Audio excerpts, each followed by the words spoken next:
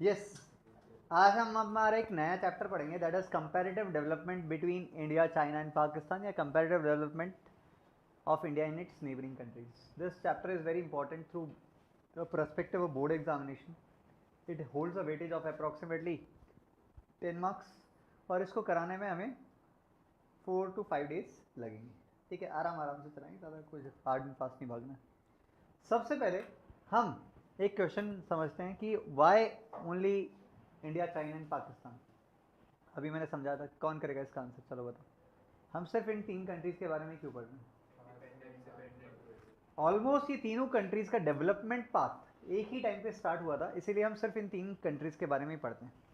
दूसरी चीज़ जो एक क्वेश्चन के फॉर्मेट में है कि चलिए हम रिलेशंस क्यों पढ़ रहे हैं, ये भी समझाने की कोशिश करिए. वाई डू वी स्टडी या why do form a diplomatic group, जैसे आपने G20 नाम सुना होगा, या G20 नेशन समिट या सार्क समिट, ये क्यों होती है? Very good. To develop a strength and weakness in the diplomatic relation between a country and the other alliance members. तो alliance members के साथ एक diplomatic relations को बढ़ावा देने के लिए हम क्या करते हैं, कई बार हमारे diplomatic relations को work upon करने के लिए अपनी neighboring countries की strength and weakness जानते हैं. ठीक है, तो जब इंडिया की बात करते हैं तो इंडिया के बारे में हम फर्स्ट 7 चैप्टर्स में बहुत डिटेल में पढ़ेंगे, तो इस चैप्टर में ज़्यादा इंडिया के बारे में नहीं है, but more about China and less about Pakistan, क्योंकि पाकिस्तान के पास ज़्यादा कुछ था नहीं और चाइना ने बहुत कुछ किया है, तो सारी चीज़ें हम स्टडी करेंगे. ठीक है, तो सबसे पहले शुरुआत ही हम करते हैं about a particular thought process of independence. India कब इंडिपेंडेंट हुआ था? इट वॉज 15 अगस्त 1947. तो इंडिया 1947 में इंडिपेंडेंट हुआ. And the same goes with Pakistan. Pakistan भी इंडिपेंडेंट हुआ बट इंडिया से एक दिन पहले, दैट इज 14 अगस्त 1947. चाइना कभी भी इंडिपेंडेंट नहीं हुआ. चाइना हमेशा से एक इंडिपेंडेंट कंट्री रहा है और उसमें प्रिंसली रूल चला करता था, राजा महाराजाओं का. अब उसके बाद जब राजा महाराजाओं का रूल एंड हुआ तो 1949, यानी ऑलमोस्ट सेम टाइम है, 2 साल का फर्क है, 1949 में चाइना बना रिपब्लिक और उसके फर्स्ट लीडरशिप निकल के आई, that is was the leadership of Mao. ये नाम बहुत इंपॉर्टेंट है, याद रखना है. चाइना में किसकी लीडरशिप चलती थी? माओ की. आज भी चाइना में माओ की लीडरशिप पूरे डिप्लोमेसी का सबसे स्ट्रॉन्ग पॉइंट माना जाता है. बहुत ज़्यादा पढ़ाई जाती है, हर एकेडमिक इंस्टीट्यूशन में माओ की लीडरशिप के बारे में समझाया जाता है. अब इंडिपेंडेंस के बाद एक बहुत इंपॉर्टेंट डेटा आता है, आपने पढ़ा भी है वो चैप्टर, 5 ईयर प्लान, याद है? FIPs. सेकेंड चैप्टर के अंदर हमने पढ़ा था इकोनॉमिक प्लानिंग वाले में कि 5 ईयर प्लान्स क्या होते हैं. इंडिया ने ये 5 ईयर प्लान का कॉन्सेप्ट किससे बोरो किया था? सोवियत यूनियन से, जिसको हम USSR या रशिया भी बुलाते हैं.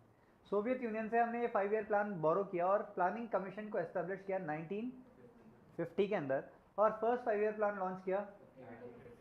वेरी गुड, बिल्कुल गलत गेना जी, 1951. सब सही बोल रहे, तुम गलत बोल रहे. क्या हो गया गेना? 56 बोलिए अभी तो. अच्छा 51 पहले वाला, सॉरी सुना नहीं, सॉरी डॉन. हाँ जी, तो 1951 में इंडिया ने अपना फर्स्ट 5 ईयर प्लान लॉन्च किया. एंड इसी के जस्ट बाद, क्योंकि चाइना 2 साल हमसे पीछे चल रहा था इन टर्म्स ऑफ इंडिपेंडेंस या रिपब्लिक बनने में, तो चाइना ने भी 1953 में अपना फर्स्ट 5 ईयर प्लान लॉन्च किया. और ये 5 ईयर प्लान का कॉन्सेप्ट भी किससे बोरोड था? अगेन सोवियत यूनियन या रशिया. रीज़न क्या है, उनसे क्यों बोरो किया?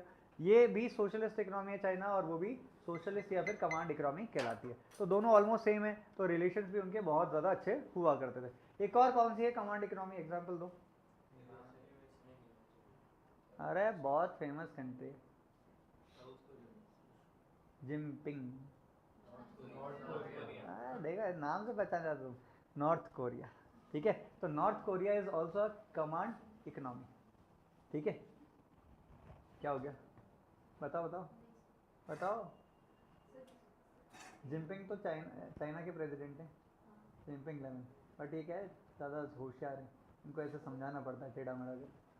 तो नॉर्थ कोरिया के प्रेसिडेंट कौन है? किम जोंग यून. ठीक है, अरे पूरा नाम बोला कर रहा है. तो उन्होंने 1953 में अपने 5 ईयर प्लान के कॉन्सेप्ट को लॉन्च किया, और उसी के जस्ट बाद इंडिया ने भी अपने 5 ईयर प्लान के कॉन्सेप्ट को लॉन्च किया, और सॉरी पाकिस्तान ने भी अपने 5 ईयर प्लान के लॉन्च कॉन्सेप्ट को लॉन्च किया 1956 में. इंडिया का जब फर्स्ट 5 ईयर प्लान खत्म हुआ उसके जस्ट बाद, ठीक है। अब ये तो थे कॉन्सेप्ट अबाउट 5 ईयर प्लान। एक छोटा सा कॉन्सेप्ट और है जो आपको पता होना चाहिए, दैट इज जीडीपी ग्रोथ। अब इंडिया और पाकिस्तान इन टर्म्स ऑफ जीडीपी ग्रोथ ज़्यादा कभी रही नहीं, बस यस हाँ, इंडिया की जीडीपी ग्रोथ रेट हमेशा पाकिस्तान के कंपैरिजन में थोड़ी सी ज़्यादा रही। अब बात करते हैं चाइना की। ये डेटा हम जो जीडीपी ग्रोथ का पढ़ रहे हैं ये है 1980s का। ये 1980s में China had achieve the GDP growth rate of double digit, ये ध्यान रखना है, डबल डिजिट के अंदर इसकी जीडीपी ग्रोथ रेट चली गई थी और ये थी approximately 10.8%। It was very huge in number. India का जो जीडीपी ग्रोथ रेट था इट वॉज अप्रोक्सीमेटली 5%। अप्रोक्स का मतलब ये डेटा के अंदर पॉइंट में हमें याद रखने की जरूरत नहीं है, सिर्फ आपको ये पता होना चाहिए किसका ज़्यादा था और किसका कम था। पाकिस्तान वॉज अप्रोक्सीमेटली 4%, ठीक है। आज का सिनेरियो क्या है, प्रेजेंट। प्रेजेंट का मतलब है हम 2019 की बात करते हैं, जो हमारे एनसीईआरटी है कि उसके अकॉर्डिंग। प्रेजेंट में जो हमारा जीडीपी ग्रोथ रेट है पाकिस्तान का it was approximately 5%, China it is approximately 6% and India is approximately 6.8%। यानी इन तीनों कंट्रीज़ में आज के टाइम पे जीडीपी ग्रोथ रेट में सबसे आगे कौन है, ठीक है। समझ में आया क्या, पक्का। ये कॉन्सेप्ट को जो हम बोलते हैं ये कंपैरेटिव डेवलपमेंट पाथ, इस छोटे से टॉपिक का नाम है कंपैरेटिव डेवलपमेंट पाथ। अब ये तो थी बहुत बेसिक सी बातें इंडिया के बारे में, चाइना के बारे में और पाकिस्तान के बारे में। अब थोड़ा सा डिटेल पर्सपेक्टिव लेते हैं about a country which is known as China. China कब इंडिपेंडेंट हुआ, कभी नहीं। रिपब्लिक बना कब, 1949। और 1949 में जब रिपब्लिक बना तो एक लीडरशिप आई जिसका नाम था माओज लीडरशिप। अब ये माओ लीडरशिप क्यों जरूरी है, लिखने की जरूरत नहीं है, कल हम बहुत डिटेल में लिखेंगे इस चीज़ को, आज सिर्फ समझना है माओ की लीडरशिप क्यों जरूरी थी। उसका रीज़न है, जब माओ आए तो उन्होंने एक काम किया 1958, जब उनका फर्स्ट 5 ईयर प्लान एंड हुआ 53 से 58 में उन्होंने एक पहली पॉलिसी लॉन्च की जो चाइना की इंडस्ट्रियल डेवलपमेंट के ऊपर फोकस करती थी। इसको हम कहते हैं बेटा GLF कैंपेन। कोई अगर पूरा नाम बताएगा तो अच्छा लगेगा, देखिए किसने पढ़ा है। Great leap forward campaign. What is this great leap forward campaign? It was initiated in 1958 by Mao and it has two segments. It had two segments, कौन कौन से? सबसे पहले एक तो फोकस करता था एग्रीकल्चर पे और दूसरा फोकस करता था इंडस्ट्रियल पे। जब हम एग्रीकल्चर सेक्टर की बात करते हैं तो चाइना में माओ ने एक नया सिस्टम इंट्रोड्यूस किया जिसको आज के टाइम पे हम बुलाते हैं कम्यून सिस्टम ऑफ एग्रीकल्चर। किसी को पता what is commune system? Anyone? चलिए एक एग्जांपल से समझिए। आप सब और मैं, हम सब फार्मर्स हैं और एक विलेज में रहते हैं जिसका नाम है जयपुर, ठीक है, जयपुर ग्रामीण। आज जयपुर में जो हमारा विलेज है उसके अंदर हम सबके पास अपने अपने लैंड, सबने अपने लैंड पे बाउंड्री बना रखी है क्या? सबने अपने घर में कनेक्शन करा रखा है क्या? जी हाँ, ऑलमोस्ट सबके घर पे अपने अपने लैंड की बाउंड्रीज मार्क्ड होती हैं, उसके ऊपर बाउंड्री बनाते हैं, हम अपना नल का कनेक्शन भी लेते हैं और अगर खेती बाड़ी है तो हम सब अपनी अपनी मशीन्स भी पर्सनली यूज़ लेंगे। अब इसमें कॉस्ट क्या हो जाती थी? रीज़न क्या है? एक तो लैंड का वेस्टेज ज़्यादा होता था बाउंड्री बनाने में, उसको मेंटेन करने में, और प्लस ज़्यादातर लोग एग्रीकल्चर सेक्टर में डिस्गाइज अनएम्प्लॉयड रहते थे।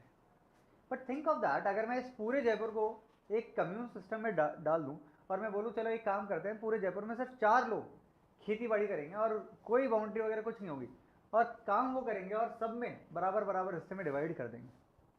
आप सबको सुन के बुरा लग रहा होगा, बराबर क्यों, हमने तो काम ही नहीं किया, या किसी ने ज़्यादा काम किया उसको बुरा लग रहा होगा। ये पार्ट था कम्यून सिस्टम का। कम्यून सिस्टम कहता है कि सब लोग कलेक्टिव फार्मिंग करेंगे और जिसकी जैसी रिक्वायरमेंट होगी गवर्नमेंट उसके अकॉर्डिंगली उसके बीच में सामान डिस्ट्रीब्यूट कर देगी। ये तो था हमारा commune system related to agriculture. अब उस पॉइंट ऑफ टाइम पे चाइना ने 26,000 कम्यून्स को पूरा डेवलप किया था, यानी पूरे चाइना को 26,000 पार्ट्स में डिवाइड कर दिया गया और 26,000 फार्मर्स को बोला गया आप जाके सिर्फ क्या करो, खेती बाड़ी करो, पूरा जो खेत है आप ही काम करोगे। अब इसमें लैंड का वेस्टेज कम हो गया, मशीनरी की रिक्वायरमेंट कम हो गई, ह्यूमंस की एफिशिएंसी, क्योंकि लैंड साइज बढ़ा था तो अच्छे से काम कर सकते थे, एफिशिएंसी भी बढ़ती चली गई। तो this was about commune system. अब हम इंडस्ट्रियल सेक्टर की बात कर लेते हैं। इंडस्ट्रियल सेक्टर में क्या हुआ? इंडस्ट्रियल सेक्टर में एक सिंपल सा काम किया उन्होंने, बोला कि बैकयार्ड में, बैकयार्ड मतलब घर के पीछे जो आपका एक छोटा सा स्टोर रूम वगैरह होता है, तो बैकयार्ड में सेटअप करिए इंडस्ट्रीज। तो China economy stated that the people were asked to set up the industries in their backyard and there were no rules and regulation for the same. यानी government को कोई फर्क नहीं पड़ता आप क्या बना रहे हो, क्या बेच रहे हो, बस आपसे एक छोटी सी रिक्वेस्ट की गवर्नमेंट ने कि आप गुड्स एंड सर्विसेज का प्रोडक्शन करिए और अपने बैकयार्ड में करिए, छोटी सी इंडस्ट्री लगा लीजिए और आपको एग्रीकल्चर सेक्टर पे ध्यान देने की जरूरत नहीं, वो काम तो कम्युन सिस्टम के अंदर चल ही रहा है। ये सारी चीज़ों पे फोकस किया गया ताकि चाइना में क्या आ सके, इंडस्ट्रियलाइजेशन का प्रोसेस आ सके। अब ये सारे सिस्टम को वर्क अपॉन करने की कोशिश तो की गई, बट ये सिस्टम फेल डाउन हो गया। It's system failed. फेल होने का रीज़न बोर्ड्स में हर साल पूछा जाता है ऑलमोस्ट इसी तरीके से, एमसीक्यू वगैरह। अब ये क्यों फेल हुआ? जबकि एग्रीकल्चर सेक्टर को भी ध्यान रखा उन्होंने, इंडस्ट्रियल सेक्टर को भी ध्यान रखा, तो उसके दो बेसिक रीज़न है। सबसे पहला बेसिक रीज़न ड्रॉट। ड्रॉट का मतलब याद है? क्या बात है, सूखा पड़ना। चाइना में सूखा पड़ गया जिसकी वजह से अप्रॉक्सीमेटली 30 मिलियन पीपल डाइड। तो severe drought created havoc in China by killing 30 million people. ये प्रॉपर स्टेटमेंट एनसीईआरटी की लैंग्वेज में इसी को यूज़ करना है, खुद की लैंग्वेज नहीं बनाएंगे, ध्यान रखना है। Severe drought created havoc in China killing 30 million people. दूसरी चीज़ जो उनके लिए बहुत बुरी हुई वो था कॉन्फ्लिक्ट विद रशिया। उसके रशिया के साथ कॉन्फ्लिक्ट शुरू हुए और उसका रीज़न ऑलमोस्ट इंडिया भी है। याद है आपको इंडिया और चाइना का वॉर चल रहा था 1960s में? ये वही वॉर है जिसकी वजह से उसका रशिया के साथ कॉन्फ्लिक्ट शुरू हो गया और उस कॉन्फ्लिक्ट की वजह से रशिया ने अपने प्रोफेशनल्स को विड्रॉ कर लिया। प्रोफेशनल्स कौन थे? जो रशिया ने चाइना के पास भेजे थे to make the industrial process easier. ये इंडस्ट्रियल प्रोसेस में जो सेटअप करनी थी बैकयार्ड में इंडस्ट्रीज, उनको इनकरेज करने के लिए जो भेजे थे लोग, उनको क्या कर लिया, विड्रॉ कर लिया। तो जो चाइना का इंडस्ट्रियल सेक्टर था वो भी फेल हो गया और एग्रीकल्चर सेक्टर भी फेल डाउन हो गया। अब इसके बाद चाइना की जो इकोनॉमी है वो ऑलमोस्ट कोलैप्स हो गई, बहुत बर्बाद हो गई। अब किसी के माइंड में ऐसा क्वेश्चन ना आए कि सर सूखे से 30 मिलियन लोग कैसे मर सकते हैं? मर सकते। Demand all time high, supply all time low. Agriculture sector collapse कर गया और उस कोलैप्स की वजह से शॉर्टेज ऑफ फूड हो गई और फूड हंगर इंडेक्स में चाइना बहुत लोअर लेवल पे था। उस फूड हंगर के चक्कर में बहुत सारे लोगों की डेथ हो गई और इसके लिए कौन रिस्पॉन्सिबल होता है कमांड इकोनॉमी में? गवर्नमेंट। ठीक है। अब इसके बाद माओ की लीडरशिप रुकी नहीं, उन्होंने बोला no no no, we will focus more on industrial sector. उन्होंने एक नया सिस्टम इंट्रोड्यूस किया जिसको हम बोलते हैं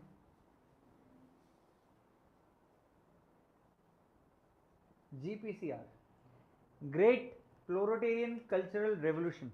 ये ग्रेट प्लोरोटेरियन कल्चरल रेवोल्यूशन क्या था और ये कब आया?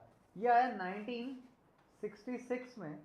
और ग्रेट प्लोरोटेरियन कल्चरल रेवोल्यूशन में भी दो चीज़ें थी। सबसे पहले जितने भी स्टूडेंट्स एंड प्रोफेशनल्स थे, students and professionals were sent from countryside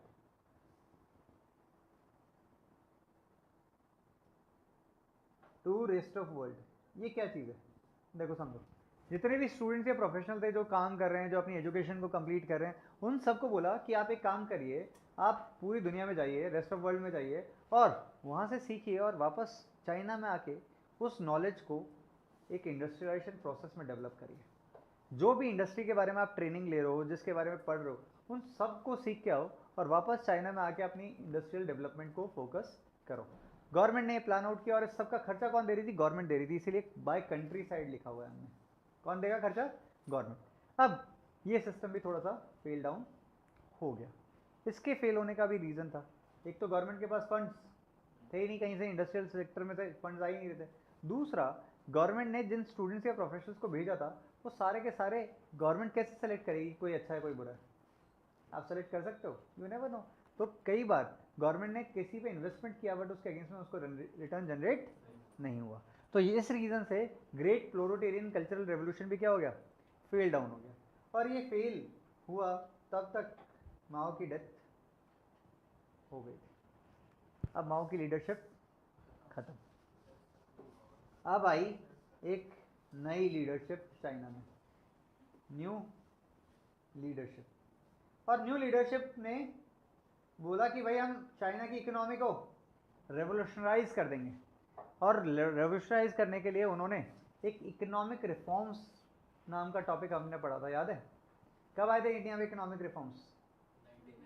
1991। ऐसे ही पाकिस्तान ने इकोनॉमिक रिफॉर्म्स कब इंट्रोड्यूस किए थे? 1988, इंडिया से 3 साल पहले। और चाइना ने इंट्रोड्यूस किए थे पाकिस्तान से भी 10 साल पहले, दैट इज 1978। 1978 में चाइना ने इकोनॉमिक रिफॉर्म्स इंट्रोड्यूस किए और उसमें 3 चीज़ों को मेजरली वर्क अपॉन किया गया। सबसे पहली चीज़, स्पेशल इकोनॉमिक जोन, नाम सुना हुआ आपने? सेज। क्या है ये सेज? क्या होता है सेज? इंडस्ट्रियल एरियाज आपने सुने होंगे, रिको इंडस्ट्रियल एरिया है, महिंद्रा सेज है। सेज का मतलब क्या है? Special economic zone. चाइना ने पहली बार एक कॉन्सेप्ट को लॉन्च किया, that is special economic zone. उन्होंने बोला चाइना के अंदर जितनी भी सिटीज़ हैं उन सबको स्पेशल इकोनॉमिक जोन्स में डिवाइड करेंगे। एक सिटी में सिर्फ और सिर्फ फ्रिज बनेगा, एक सिटी में सिर्फ और सिर्फ फर्नीचर बनेगा, एक सिटी में सिर्फ मोबाइल बनेंगे, एक सिटी में सिर्फ टीवी बनेंगे। हर सिटी को अपना अपना डेमोग्राफिक डिवाइड कर दिया गया। और इसीलिए आज हम देखते हैं कि China is more advance in terms of city division. China में एक सिटी है जिसमें सिर्फ और सिर्फ फर्नीचर मिलता है, उसके अलावा ज़्यादा कोई मार्केट है ही नहीं। एक सिटी है जहाँ आप टीवीज़ वगैरह देखते हो, एक सिटी है जहाँ पे मोबाइल की टेक्नोलॉजी बहुत ज़्यादा है, एक सिटी है जहाँ पे मशीन बहुत ज़्यादा बनती है, एक सिटी है जिसमें सिर्फ प्लास्टिक का काम होता है। चाइना ने क्या किया? स्पेशल इकोनॉमिक जोन को सेटअप किया। स्पेशल इकोनॉमिक जोन की खास बात क्या होती है? टैक्सेस ऑलमोस्ट जीरो होते हैं, गवर्नमेंट फ्री में आपको इलेक्ट्रिसिटी देती है, फ्री वाटर फैसिलिटी देती है और फ्री में लैंड भी ऑफर करती है ताकि इंडस्ट्रीज वहाँ पर ज़्यादा हैं। इसका फ़ायदा चाइना को कैसे हुआ? चाइना में बहुत सारा investment rest of the world से आने लगा, फॉरेक्स रिजर्व्स बढ़ने लग गए, चाइना की इकोनॉमी स्ट्रांग होती चली गई, प्रोडक्शन बढ़ा, एम्प्लॉयमेंट बढ़ा, आउटपुट बढ़ा, एग्रीगेट डिमांड बढ़ी, नेशनल इनकम बढ़ी और साथ ही साथ में उसका foreign trade in terms of exports आज के टाइम पे वर्ल्ड में हाईएस्ट है। समझ में आया? तो सबसे पहले उसने स्पेशल इकोनॉमिक जोन्स को सेटअप किया। दूसरी चीज जो उसने सेटअप की दैट वाज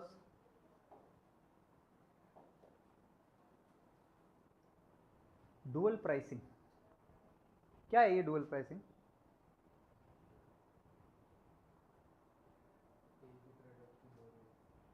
एक ही प्रोडक्ट की दो रेट। बहुत सिंपल सा फंडा है।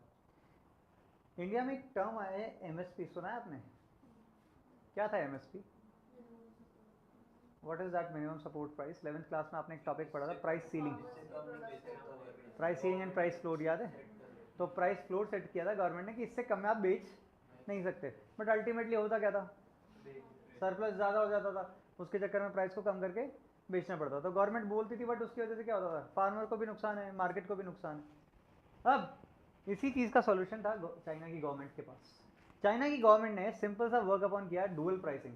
लेटर से एक कंपनी है भूमि प्राइवेट लिमिटेड, ठीक है? अब भूमि प्राइवेट लिमिटेड दो चीज़ें बनाती है, apple and banana, A and B. अब भूमि प्राइवेट लिमिटेड के लिए चाइना की गवर्नमेंट ने बोला एक काम करिए, आप जितना भी प्रोडक्ट बनाते हैं, जैसे लेटर से 1000 kgs आपने प्रोडक्ट बनाया एप्पल एंड बनाना का, आप उसमें से मिनिमम 10% यानी कितना हो गया? 100 kg गवर्नमेंट की सेट की हुई प्राइस पे बेचेंगे। जैसे गवर्नमेंट ने मान लीजिए सेट कर दी प्राइस, इंडिया की करेंसी के हिसाब से बता रहा हूँ, ₹10 पर kg। और ये सिर्फ कौन खरीदेगा? जिसके पास गवर्नमेंट की तरफ से राशन कार्ड होगा। पीडीएस सिस्टम बोलते हैं ना अपन, public distribution system, ration card जिसके पास होता है। तो जिसके पास राशन कार्ड होगा सिर्फ वही खरीद सकता है। उससे क्या हुआ कि गरीब लोगों को सस्ते के अंदर सामान मार्केट में मिलने लग गया। और उन्होंने एक चीज़ और बोली, बोलता जितना भी रिमेनिंग है इसके अलावा वो सारे रिमेनिंग को किस पे बेचो, मार्केट प्राइस पे बेचो, यानी जो मार्केट में प्रिवेलिंग प्राइसेस हैं उसके ऊपर आप अपने प्रोडक्ट को सेल ऑफ कर दीजिए। तो इसका फायदा क्या हुआ, इसका फायदा ये हुआ ना तो ब्लैक मार्केटिंग का कोई ऑप्शन आया, ना एक्सेस डिमांड हुई, ना एक्सेस सप्लाई हुई, मार्केट में प्रोडक्ट मिल रहा है आराम से, कोई प्रॉब्लम नहीं है। बट एक स्पेसिफिक क्वांटिटी लोअर प्राइसेस पे सेल ऑफ करना जरूरी है अगर आप प्रोडक्शन करना चाहते हो तो, ठीक है। वो हमारे लिए किसका पार्ट है, डुअल प्राइसिंग का पार्ट है। एक छोटी सी चीज मुझे और याद आई, ग्रेट प्लोरिटेरियन कल्चरल रेवोल्यूशन में मैंने बोला था दो चीजें थी, ठीक है। यहाँ क्या किया गया था, students and professional were sent from country side. इसके अलावा एक छोटी सी चीज और की गई थी कि जितना भी लैंड है या रिसोर्सेज हैं सारे के सारे वैसे कमांड इकोनॉमी में किसके कंट्रोल में होते हैं, गवर्नमेंट के। गवर्नमेंट ने बोला अब इसकी ओनरशिप तो गवर्नमेंट के पास है बट यूजेबल राइट्स किसके पास हैं, जनरल पब्लिक के पास है। बस जनरल पब्लिक इससे कोई भी काम करके रेवेन्यू जनरेट करे और क्या कर दे, टैक्स पे करने लग जाए गवर्नमेंट को। और people were asked to use the utilization of resources as per their need just after paying the stipulated taxes to the government. Stipulated का मतलब होता है fix amount of taxes on your income has to be paid to the government. वो सारी चीजें करने के बाद आप ग्रेट प्लोरिटेरियन कल्चरल रेवोल्यूशन में आज़ाद थे अपनी रिसोर्सेज को वर्क अपॉन करने के लिए। तो यहाँ हमने पढ़ा special economic zone, dual pricing, and इसके अंदर एक चीज और थी जो लास्ट थी, तीन चीजें थी, that is SOE, state owned enterprises. ये स्टेट ओन्ड एंटरप्राइजेस का मतलब क्या होता है, गवर्नमेंट की कंपनीज। हम इंडिया में इसको बुलाते हैं PSU, वहां पे इसको बुलाया जाता है स्टेट ओन्ड एंटरप्राइजेस। अब PSU या स्टेट ओन्ड एंटरप्राइजेस को बोला गया कि आइए और जो प्राइवेट सेक्टर है जो अब आ रहा है आपके डुअल प्राइसिंग और स्पेशल इकोनॉमिक जोन में, उनसे कॉम्पीट करिए। अब कॉम्पीट करने का फायदा क्या हुआ, गवर्नमेंट की मोनोपोली खत्म, अब कंपटीशन मार्केट से मिलेगा, प्राइसिंग कम होगी, क्वालिटी ज़्यादा होगी और मार्केट स्कोप को बढ़ाया जा सकेगा, प्रोडक्शन को बढ़ाया जा सकेगा। That is all about the new leadership of China. इसके अलावा चाइना में एक और चीज़ हुई थी, that happened in late 1970s, that is one child policy. क्या किसी को पता है what is this one child policy? As a name suggest, एक ही बच्चा पैदा करने के लिए अलाउ किया था।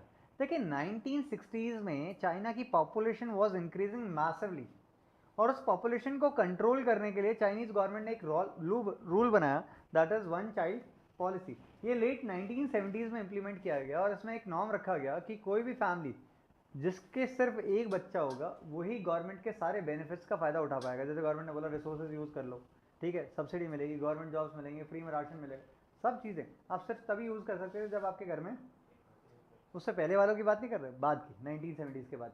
इसका इम्पैक्ट क्या आया, इसका लॉन्ग टर्म इम्पैक्ट तीन चीज़ों पे था।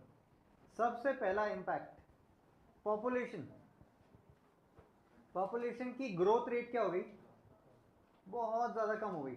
आज के टाइम पे तो चाइना में ये हालत है कि चाइनीज गवर्नमेंट को सब्सिडी ऑफर करनी पड़ती है कि भाई पैसे ले ले बच्चे पैदा कर।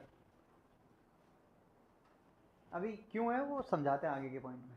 तो पॉपुलेशन ग्रोथ रेट क्या हो गई, कम हो गई। दूसरी चीज सेक्स रेशियो, यानी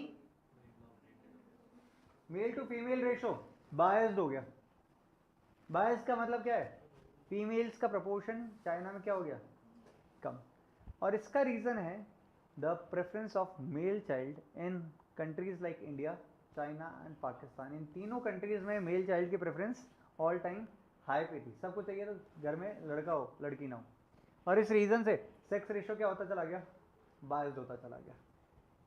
थर्ड एंड इंपॉर्टेंट थिंग जो इसके अंदर हुई, that is more elderly people. अब जैसे इंडिया की बात करते हैं, India has a highest youth range. India में 15 से लेके 60 तक के बीच के वर्किंग पॉपुलेशन की बात करें तो it is more than 95 crore right now, more than 95 crore. That means we have the largest size of youth. And जो अभी बच्चे हैं पूछो मत, वो भी खूब है हमारे पास। तो आने वाले टाइम पे India is going to be happy and prosperous, but with China what happened, 1970s में चाइना के पास largest youth in the world था। अब जैसे ही वन चाइल्ड पॉलिसी आई, उसकी वजह से नंबर ऑफ बच्चों की पॉपुलेशन क्या हो गई, अब वो बच्चे हो गए हैं बड़े, वो वर्किंग क्लास में चले गए हैं, और जो उस टाइम पे यूथ था अब वो क्या हो गया है, ओल्ड कैटेगरी में चला गया है। तो आज चाइना के पास सबसे ज़्यादा एल्डरली लोग हैं, जिसकी वजह से चाइना में dependency ratio all time high पे है, यानी घर में कमाने वाला एक है, खाने वाले 4-5 लोग हैं, तो वो डिपेंडेंसी रेशो क्या हो गया, बढ़ गया। तो ये 3 पॉइंट्स आपको याद रखने की, वन चाइल्ड पॉलिसी की वजह से क्या हुआ, there was decrease in population growth rate, second was the skewed sex ratio और the bias sex ratio, and last is more elderly people as compare to young people. ये chapter 75% हो गया, आज यहीं पे पहुंच देते हैं, कल आगे लिखने का काम